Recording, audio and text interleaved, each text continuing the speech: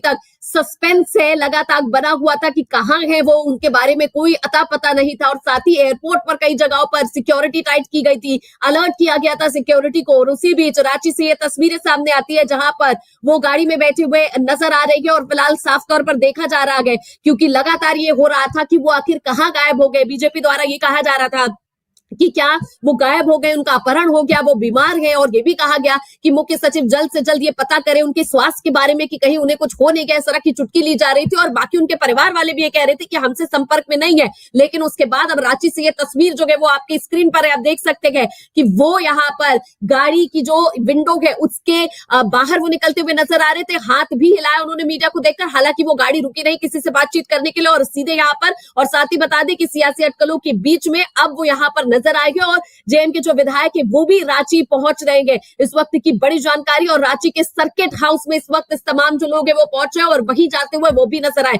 तो बड़ी खबर आपको बता रहे थे कि किस तरीके से यहाँ पर जो है वो बात कर रहे थे। और उनके जो हमने आपको बताया कि एक परिवार जो अपना यहाँ पर जो पूरा उनका अपना खुद का आइडेंटिफिकेशन है वो नहीं देना चाहते थे। उन्होंने बताया था कि 31 जनवरी को उन्होंने डेट दे दी है ईडी को और वो कल पेश भी होंगे। अब ये भी बात हो रही है गिरफ्तारी होगी या नहीं, इस पर अभी भी सस्पेंस बना हुआ है। लेकिन जिस तरीके से हलचल तेज हो रही थी और ये बातें सामने आ रही थी कि कल वो ईडी के समकक्ष पेश होंगे, तो अब इस बात पर स्टैंप लगता हुआ नजर आ रहा है कि कल 31 जनवरी को वो पूछताछ के लिए ईडी के सामने पेश हो सकते हैं। और पहली तस्वीर 72 घंटे के बाद उनकी यहाँ पर नजर आई है। राजभवन और ईडी के दफ्तर में सुरक्षा जो है वो भी बढ़ा दी गई है और रात 10 बजे तक सीएम आवास राजभवन के पास धारा 144 लागू की गई है। ईडी दफ्तर के आसपास भी जो सुरक्षा है वो बढ़ा दी गई है। तो रांची पहुंचे हुए हैं हेमंत सोरेन, इस वक्त की बड़ी खबर आपको बता रहे हैं। तो कल जो है वो पेश हो सकते हैं ईडी के सामने और गिरफ्तारी की बात अभी सामने नहीं आई है। लेकिन कई लोगों का यह मानना है कि जिस तरीके से वो इतने दिन से लापता थे, 10 से भी ज्यादा सामान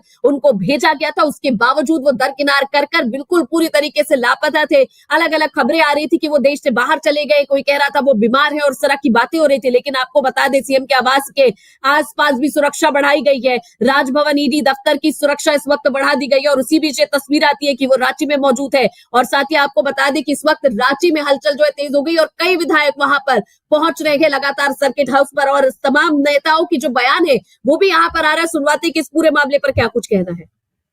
माननीय मुख्यमंत्री झारखंड की जनता के दिलों में हैं और उन्होंने ईडी ने जो समय सीमा तय की है उस समय सीमा में उन्होंने कहा है कि हम उस समय सीमा में ईडी के सभी सवालों का जवाब देंगे। तो समय आने दीजिए, सारा वो उपस्थित होंगे, जवाब देंगे। इस बीच में ईडी की कार्रवाई हो रही है, उनके दिल्ली आवास में गाड़ियां वगैरह भी अपने साथ ले गई थी। नहीं, वो देखिए अब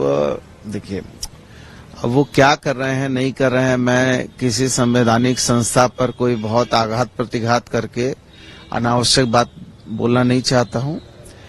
सब कुछ जनता की अदालत में आना है, जनता को देखना है, जनता सर्वोपरि है, लोकतंत्र में जनता मालिक है और जनता नैरेटिव सेट करती है कि किसके साथ क्या हो रहा, नहीं हो रहा, क्यों हो रहा, क्या परिस्थितियों में हो रहा है, किस उद्देश्यों के कारण हो रहा है। तो जो भी ईडी के सवाल के जवाब हैं वो माननीय मुख्यमंत्री देंगे, तो इसमें कोई बट की बात है नहीं। आप ईडी की बेचैनी पर कुछ कह रहे थे कि इतनी जल्दी क्यों है? जब नहीं, क्यों हम नहीं भाई, अब देखिए, अब जब उन्होंने तय ही कर लिया है कि नहीं हमको जानना ही है, पूछना ही है, तो जानना है पूछना है तो उनके संवैधानिक अधिकार है।